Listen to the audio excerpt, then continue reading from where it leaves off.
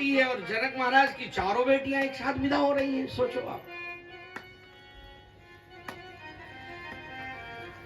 अच्छा देखो, जब अपनी बेटी को विदा करते हो ना तो कितने आंसू गिरते हैं, और जब दूसरे की बेटी को बहू बना के लाते हो तब कितने खुश होते हो। तब तो बत्ती सी नहीं रुकती है। बहू आ रही है। अब देखो ये क्या विधान बनाया है ब्रह्मा जी ने। शायद इसी का नाम ही है दुनिया, यहाँ कोई आ रहा है कोई जा रहा है। उधर एक दूल्हा घोड़े पे चढ़ा है, उधर एक जनाजा उठा जा रहा है। आज सुबह से लाखों लोगों के यहाँ बच्चे का जन्म हुआ होगा। भारत में लोग नाच रहे होंगे, बेटा हुआ, नाती हुआ, और लाखों लोगों के यहाँ मृत्यु हुई होगी, छाती पीट पीट के रो रहे होंगे। किसी का पति, किसी का बेटा, किसी का पुत्र। देखो ये संसार मुसाफिर खाना है। कबीरदास जी का भजन है ना, रहना नहीं देश बिराना है। ये संसार कांटे की बारी, उलझ उलझ मर जाना है, रहना नहीं देश बिराना। आज आपकी बेटी उसके घर, उसकी उसके घर, उसकी आपके घर, ये क्या विधान बना है।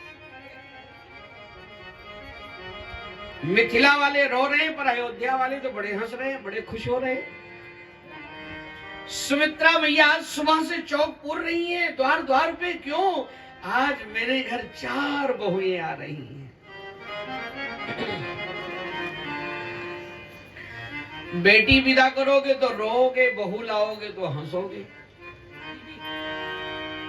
घर बनाओगे, खुश हो जाओगे, घर बन गया, गाड़ी लिया,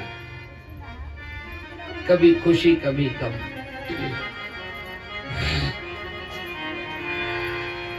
देखो ये सब जिम्मेदारी निभाओ, कर्तव्य का पालन करो।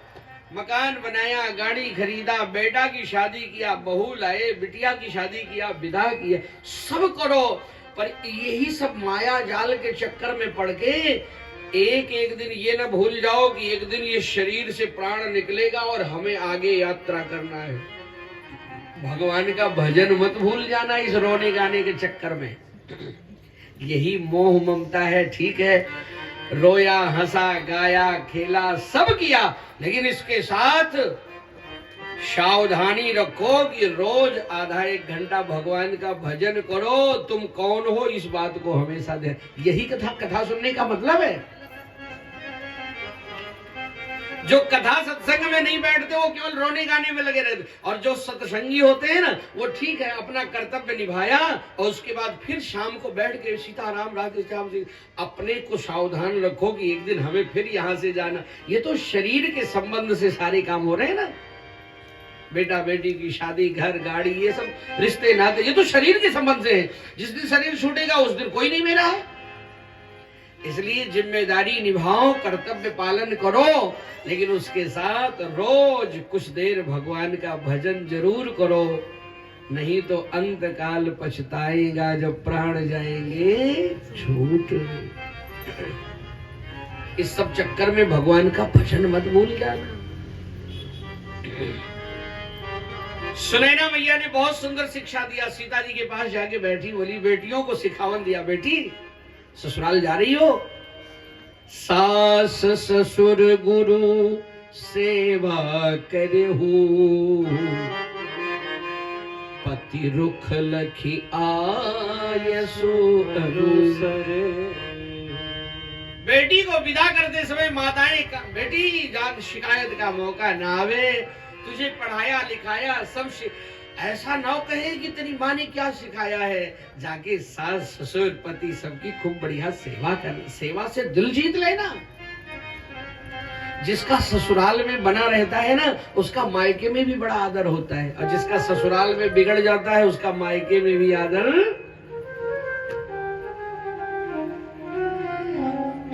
अपने घर में सुखी रहती है बिटिया ना, तो भाई भौजाई भी बार बार फोन करते हैं, 2 दिन का मौका नहीं है, चलिए आओ चलिए आओ। और जिसका ससुराल में बिगड़ जाता उससे पूछो।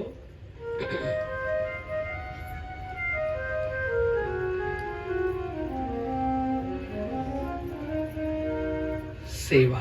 कई माताएं आजकल पढ़ी लिखी ना, देखती हैं बिटिया रो रही, धीरे से कहती, रोती का है, कोनो बात होगी फोन करना, तेरे डैडी चले आएंगे। डैडी जाके क्या करेंगे? हाँ, तुम्हारा किचन संभालेंगे? किसी को शूट कर देंगे? कहो बेटी मौका ही ना आवे, मेरी बेटी है, जाके सब जिम्मेदारी अच्छे से निभाना।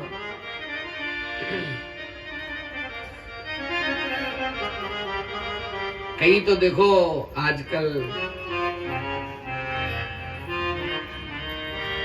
एक मम्मी ने बिटिया को विदा किया, तो वो थोड़ा विलंब तक कम्बल में लेटी सोए, और उसका हस्बैंड उठ के सुबह चाय बनाए, और वो उसी में से वीडियो कॉल करके मम्मी को अपने दिखाए, मम्मी तुम्हारी दामाद जी चाय बना रहे। अब मम्मी बड़ी, वाह बिटिया, अरे तुझको पति नहीं भगवान मिला है, चाय बना के तुम्हें बिस्तर पे दे रहा है। ये नहीं कह रही तेरा दुर्भाग्य है? ऐसी नालायक तू है कि वो चाय बना रहा है, तू लेटी है कमल में। पति, अरे तुझको तो भगवान मिला है बिटिया, और चाय छान के हस्बैंड लाके दे रहा है, और ये वीडियो कॉल अपनी मम्मी को दिखा रही है।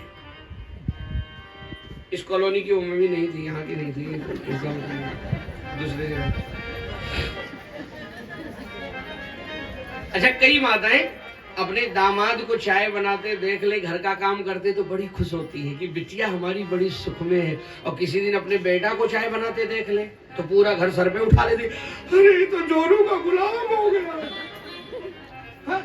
दामाद चाय बना के बिटिया को दे तो खुश, और अपना बेटा चाय बना के बहू के हाथ में दे दे तब देखो, अरे वो भी तो किसी की बिटिया है, उसको भी तो चाय बना के पिलाओ, वो भी तो खुश रहे। बोलो हनुमान जी महाराज की।